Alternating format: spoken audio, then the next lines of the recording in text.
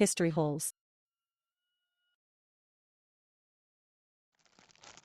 Welcome to History Holes. In 1953, the French army in Indochina had a problem. They were losing a war against an enemy they couldn't see. The Vietnamese guerrillas were ghosts. They would strike from the jungle and vanish. The French generals, trained in the grand academies of Europe, were frustrated. They wanted a real battle. They wanted to draw the enemy out into the open where they could destroy them with superior firepower. So they came up with a plan. It was a trap. They would parachute thousands of their best troops, foreign legionnaires, paratroopers, colonial infantry, into a remote valley deep in the mountains. They would build a fortress. They would place their artillery in the center, and they would wait. They believed the enemy would be foolish enough to attack, and when they did, the French guns would mow them down like grass. The plan was perfect. On paper, it was a masterstroke of military strategy, but they made one fatal calculation. They looked at the mountains surrounding the valley and said, "It is impossible to put artillery up there." They looked at the thick jungle trails and said, "It is impossible to bring heavy supplies through there." They didn't account for the willpower of a nation fighting for its survival. They didn't account for an army of ants that would move mountains one stone at a time. The French thought they were building a trap, but what they were actually digging was their own grave. This is the story of Dien Bien Phu. Part 1. The Hedgehogs. To understand the nightmare of Dien Bien Phu, you have to look at the map. It is a heart-shaped valley, 11 miles long, sitting near the border of Laos. It is surrounded on all sides by steep, jungle-covered hills. In November 1953, the sky above the valley filled with silk. Operation Castor had begun. Thousands of French paratroopers dropped from C-47 transport planes. They seized the valley floor effortlessly. They began to dig in. The French commander was Colonel Christian de Castries. He was a dashing cavalry officer, aristocratic, confident, a man who wore a red scarf and carried a riding crop. He treated the war like a sport. His strategy was to build a series of strong points. He gave them romantic names, supposedly named after his mistresses: Gabrielle, Anne-Marie, Beatrice, Dominique, Eliane. Each strong point was a fortress of barbed wire, bunkers, and machine gun nests. In the center, they placed the airstrip. This was their lifeline. As long as the planes could land, they could fight forever. The French soldiers were confident. They had tanks, they had napalm, they had massive 155mm howitzers. Their artillery commander, Colonel Charles Piroth, was so sure of his guns that he famously told his superiors, "I have more guns than I need. No Viet Minh cannon will fire 3 rounds before being destroyed." Life in the valley was initially calm.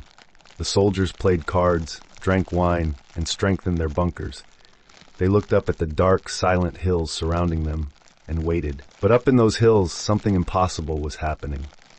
The Vietnamese commander, General Vo Nguyen Giap, had accepted the challenge. He knew the French had better technology, but he had time, and he had people. He mobilized an army of logistics. 50,000 civilians, men and women, began to carve roads through the impenetrable jungle. They didn't have trucks.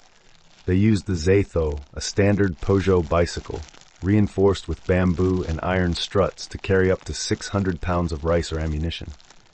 They pushed these bikes through mud that was knee-deep. They slept in caves. They died of malaria. But they kept moving. And they brought the one thing the French said was impossible: heavy artillery. Vietnamese soldiers disassembled massive cannons piece by piece. They tied the barrels to ropes and dragged them up the steep cliffs by hand, inch by inch. Heave! Ho! Heave! Ho! If a rope snapped, men would throw their bodies under the wheels to stop the cannon from rolling back down the mountain. For months, the French sat in their valley, confident in their trap. They didn't know that the walls of the trap were closing in. By March 1954, the hills around Dien Bien Phu were honeycombed with invisible caves. Inside those caves, hundreds of cannons were pointing directly down at the French bunkers. The trap was set, but this time, the French were the mice. Part 2. The Iron Storm. March 13th, 1954, 5 p.m. The sun was setting over the valley. At Strong Point, Beatrice, the foreign legionnaires were opening their evening rations. They were the toughest soldiers in the French army. Germans, Hungarians, and Poles who had fought in World War II. They weren't afraid of anything. But at 5 p.m., the mountains opened up. The first shell didn't whistle. It just arrived. Then came another and another. Within minutes, the entire perimeter of Beatrice was vanishing under a curtain of fire and steel. The French commanders in the central bunker were stunned. This wasn't the sporadic mortar fire of guerrillas. This was a heavy, coordinated barrage. And worst of all, it was plunging fire. Because the Vietnamese had dragged their guns to the very peaks of the hills, they were shooting down into the French trenches. The French bunkers had open roofs, designed to protect against flat trajectory fire. They were useless against rain from above. The French artillery commander, Colonel Piroth, the man who had promised that no enemy cannon would survive, ran to his guns.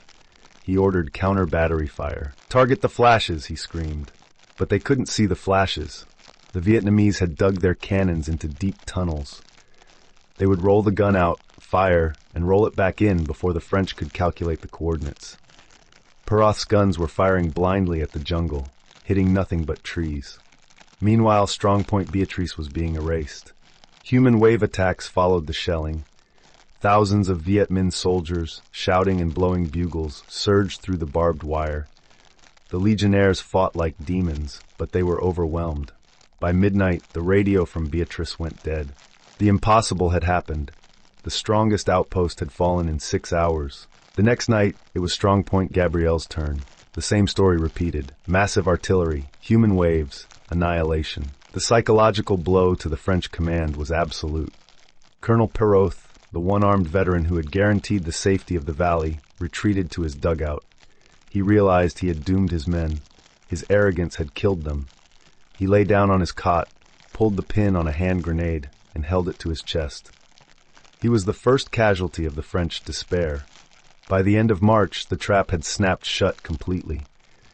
The Vietnamese artillery became so accurate that they could target individual planes on the runway. The airstrip, the umbilical cord that kept the French army alive, was destroyed. No more planes could land. No more wounded could be evacuated. The only supplies coming in now had to be dropped by parachute from high altitude. But the anti-aircraft fire was so intense that the pilots had to fly higher and higher. The wind blew the parachutes off course. French soldiers would watch helplessly as crates of champagne, ammunition, and plasma drifted over their heads and landed in the Vietnamese lines. They were supplying their own executioners. The Valley of Hell lived up to its name. The monsoon rains arrived, the trenches filled with water, the dead bodies, which couldn't be buried due to the shelling, began to float. The French were no longer fighting for victory. They were fighting for dignity. They were rats in a flooded cage, waiting for the cat to reach in. Part 3, The Kingdom of Mud. And by April 1954, Dien Bien Phu had stopped looking like a modern battlefield and started looking like something out of the Middle Ages. The monsoon season had arrived, the sky turned gray, and the rain didn't stop. The bottom of the valley, which was already a cratered wasteland, turned into a swamp. The trenches filled with a mixture of water, mud, human waste, and rotting flesh. The French soldiers were living in filth. Their uniforms were rotting off their backs, their boots were disintegrating. Fungal infections ate away at their skin, and the smell of unburied dead bodies, baking in the brief moments of sun and then bloating in the rain, hung over the valley like a fog. They were no longer an army, they were survivors. General Giap, watching from the hills, changed his tactics. He stopped the human waves. He realized that throwing men against machine guns was too costly. So he decided to strangle the French, inch by inch. He ordered his men to dig. The Vietnamese soldiers began to dig a massive network of approach trenches. They looked like the roots of a giant tree, slowly growing toward the center of the French camp. Every night, the French sentries would hear the scrape, scrape, scrape of shovels. By morning, the enemy lines would be 10 meters closer. It was psychological torture. The French could see the noose tightening. They tried to bomb the trenches, but the mud swallowed the explosions. They tried to launch counterattacks, but their tanks bogged down in the sludge.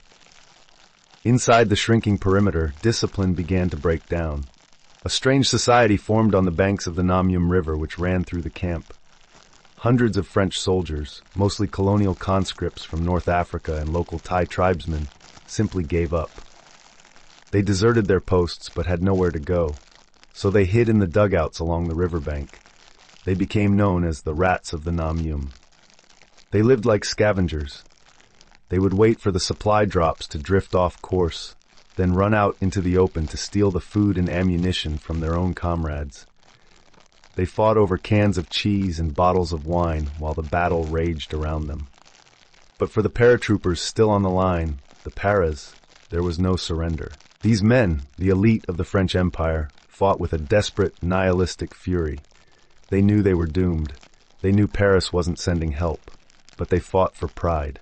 They launched counterattacks with bayonets and flamethrowers, reclaiming a bunker for a few hours, only to lose it again at nightfall. One by one, the mistresses fell. Dominique was overrun. Eliane was pounded into dust. By the first week of May, the French perimeter was the size of a baseball field. They were out of ammunition. They were out of medicine. The surgeons in the underground hospital were amputating limbs by candlelight without anesthesia. The end was not a question of if, it was a question of when. And on May 6th, the Vietnamese loaded a new weapon into their launchers. It wasn't artillery, it was a massive mine, dug deep under the French command post on Eliane 2. They were about to blow the lid off of hell. Part 4, The Silence.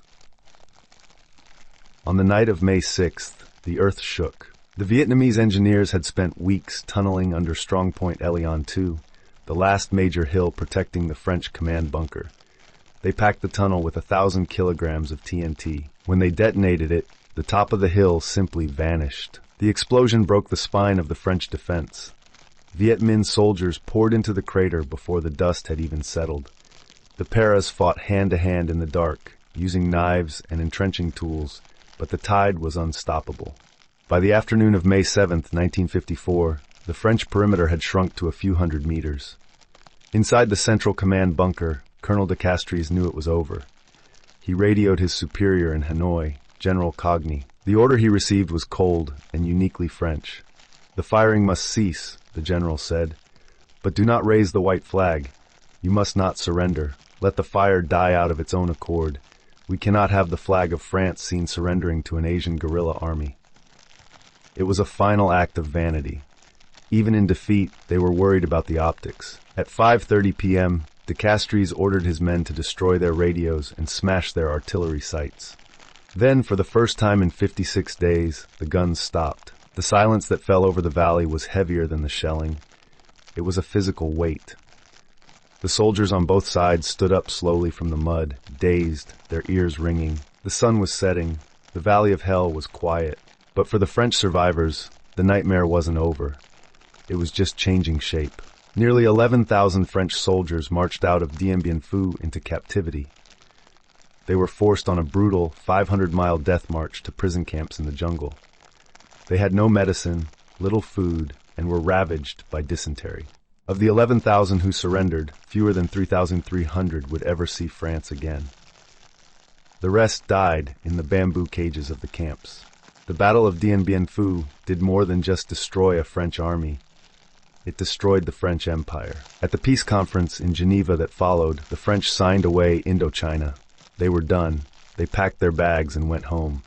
But as the last French ship left the harbor, another ship was arriving.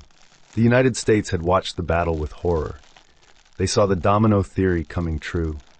They believed that if Vietnam fell to communism, all of Southeast Asia would follow. So they stepped in to fill the vacuum. They didn't send an army at first. They sent advisors. They sent money.